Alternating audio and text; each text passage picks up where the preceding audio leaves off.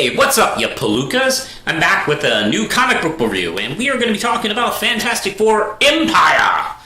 And I believe this is a 0. Yes, Empyre 0. Now, we got the big, dumb, stupid event coming up because it's been,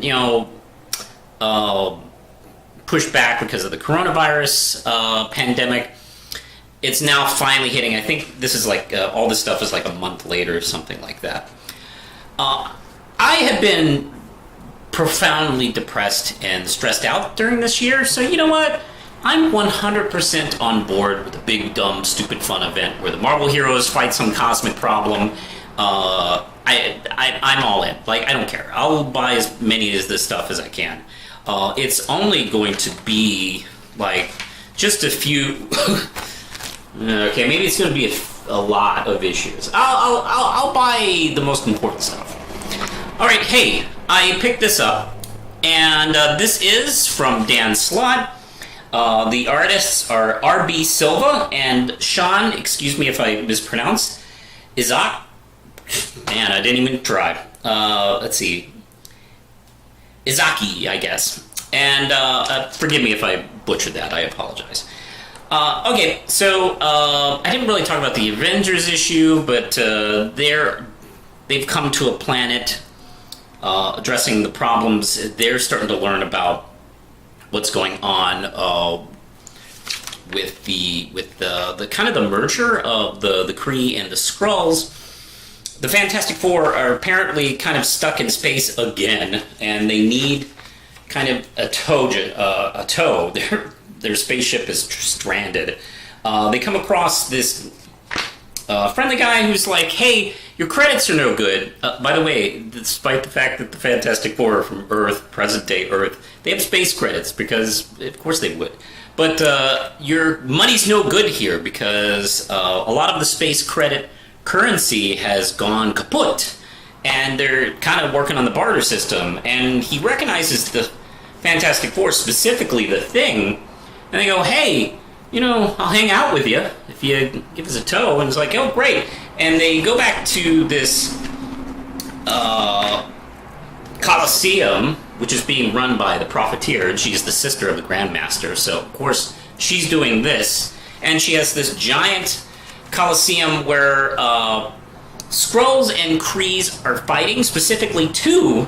And they are programmed with all the memories of their battles for the last few hundred years, and they're reenacting them for the crowd. And they must have just two, because when one gets mortally injured, they instantly stop the fight and teleport them to their medical facility to repair them. So these two warriors are getting forced into these battles and nearly dead and brought back just to entertain everyone. So, hey, everybody gets to it's in the middle, by the way, of a giant space casino. And Reed and Sue don't let the kids, Franklin and Valeria, in, so, they tell them to go back to the spaceship. Watch the spaceship. We're at a casino. Someone's probably going to steal that. They go, sure, and then instantly they decided to go and... see if they could try their hand at the... they even sneak in, because kids aren't allowed, but they, come up with this bullshit story, we're from this other planet. We look human, but we're from this other planet. We look like hundreds of years old.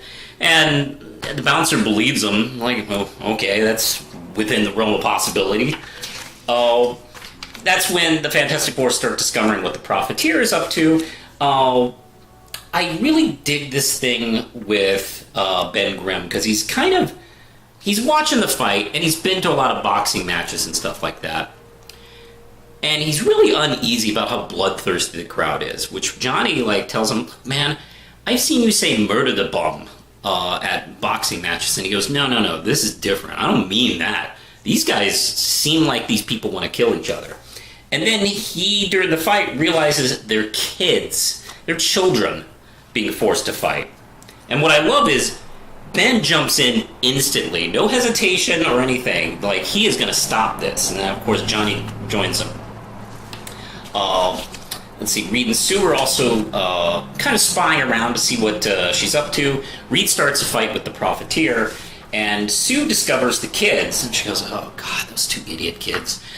She goes to get them. She's in invisible mode, and she ends up helping them win. And what's hilarious is that kind of wins the day, because while they're all fighting the Profiteer and the forces that are keeping the Skrull and the Kree kid fighting, the kids win the whole casino. They break the bank. By the way, this image of them showing up in like king and queen outfits is hilarious. So they make a deal like, hey, you let these kids go, you let us go,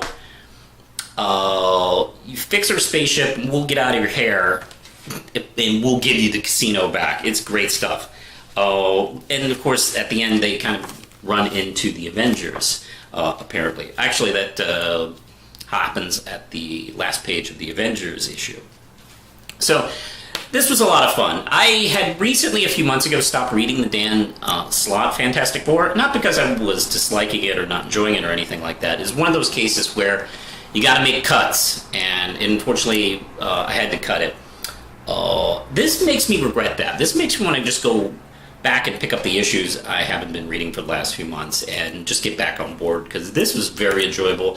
I love Dan Slott's take on the Fantastic Four family dynamic. The kids are always fun.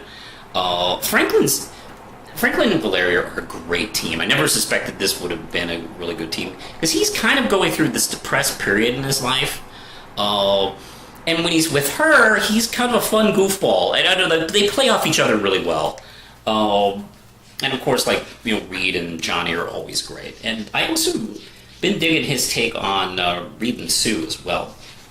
So yeah, I enjoyed this quite a bit. It was worth picking up. I don't think it is too important to this epic story, but if you like Fantastic Four, if you're interested, it's a fun read. I enjoyed it a lot. I would give this a strong 5 out of 5 brand chips. I think it was a lot worth my time. Hey, did you read this? What do you think? Let me know in the comments below, please, because YouTube notices that stuff. You can like, subscribe, hit the notification bell, and while you're at it, if you want to support me on Patreon, The Real Manos and Manos Publishing, you can support me at patreon.com. Don't forget, Red Knight 1 through 3 is available right now at manospublishing.com in print and digital.